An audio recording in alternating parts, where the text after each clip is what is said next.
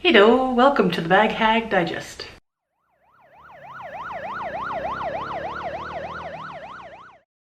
Hello beautiful bag lovers, Trina here with another bag review.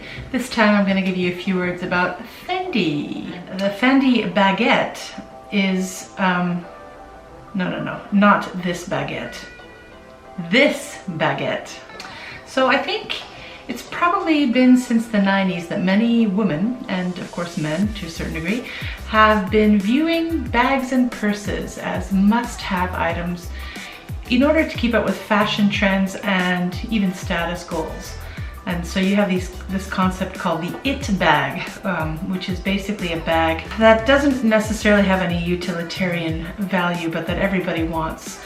The Fendi Baguette was the result of Silvia Venturini Fendi's decision to produce something quite opposite to what was apparently asked of her, which I believe was something much more practical. Instead, she started the it bag trend. The bag's claim to fame was its appearance in the highly acclaimed TV series Sex and the City, where Carrie Bradshaw was confronted in an alleyway by a mugger and asked for her bag, and she hesitated because she couldn't bear to part with her bag. It's not just a bag, it's a baguette. Anyway, she lost the bag and her fancy shoes.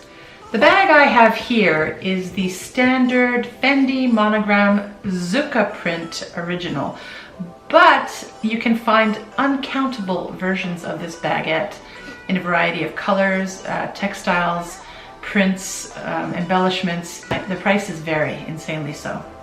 There's even a massive tome of a book published in 2012 about the Fendi Baguette, written by Olivia and Antonelli.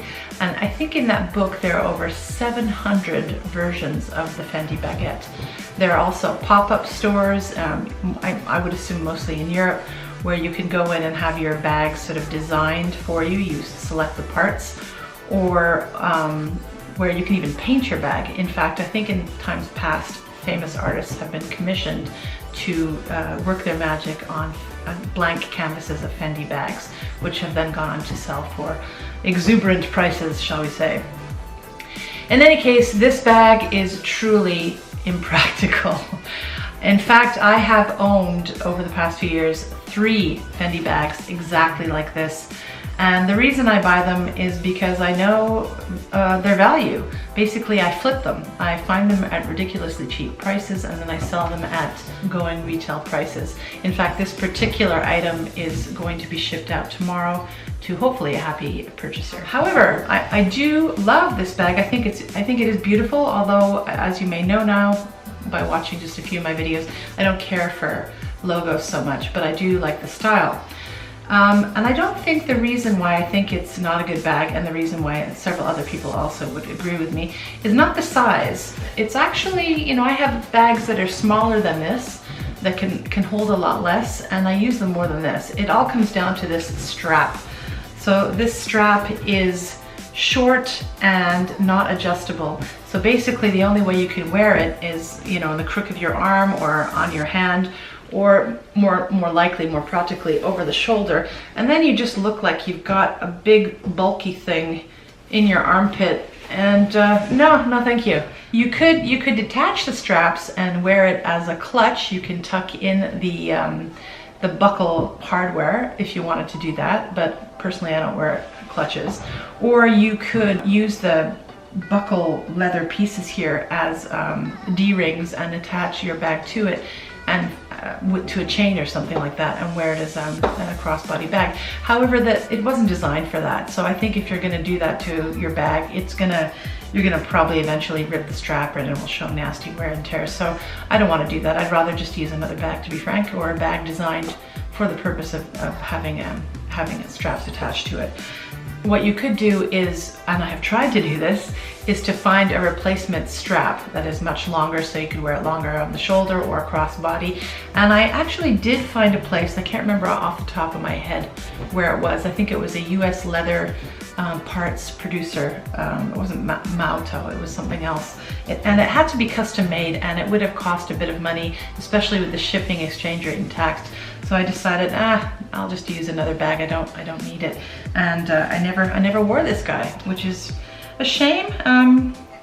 I'm sure this bag actually looks really good on lean people who have not a lot of meat in their body parts and in their arms. Then it would sit quite nicely as a tiny little shoulder bag. But for me, I just feel awkward. And if it's hot and clammy outside, you're gonna get nasty stain marks on your bag from your armpit juice. No, thank you. The bag also has no outer pocket, and inside, I've got it stuffed right now with my stuff. There's only one zipper closure, so I'll just show you what I have in it now. It's not stuffed. I could probably fit a lot more that's in here, but I just have, I have my phone, which is, actually it's not in the bag at the moment, but I can fit it in. I have, as usual, I have a couple of clays. I have my pochette. I have my agenda, and I have a lipstick and a coin purse. And here's what it looks like inside. And you can see it's got the famous Fendi buckle, although it's not really a buckle, it's just an embellishment really. And inside it's got a nice zipper and the Fendi imprint on the side here. The serial number is usually located in the pocket of the bag. Depends on how old it is. This is a vintage model. I didn't verify the date, but having had 3 of these from different times, I can tell you, I can verify from personal, well, just opinion really, that vintage is better quality. The canvas is, or not the canvas, but the jaguar material on this particular model, which is older, is a lot thicker than a recent, more recent one that I had, which was just really, really super flimsy. And this bag is indeed, even when you hold it like this, it's even though it's flimsy, it doesn't deflate or anything. It's quite sturdy, but it looks a lot better when it's stuffed, but not overstuffed. It comes sometimes, depending on where you get it, with a nice Fendi dust bag, which will protect your bag from light and wear with other goods that might be stored next to it. However, it won't protect the bag from moisture or from the accumulation of musty smells and mold. So keeping in well ventilated, not too hot storage spaces is important for your luxury items.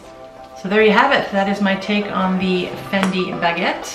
It's a very cute little bag, but if you're looking for a purse that will do it all, this is definitely not it. Okay, hope you enjoyed.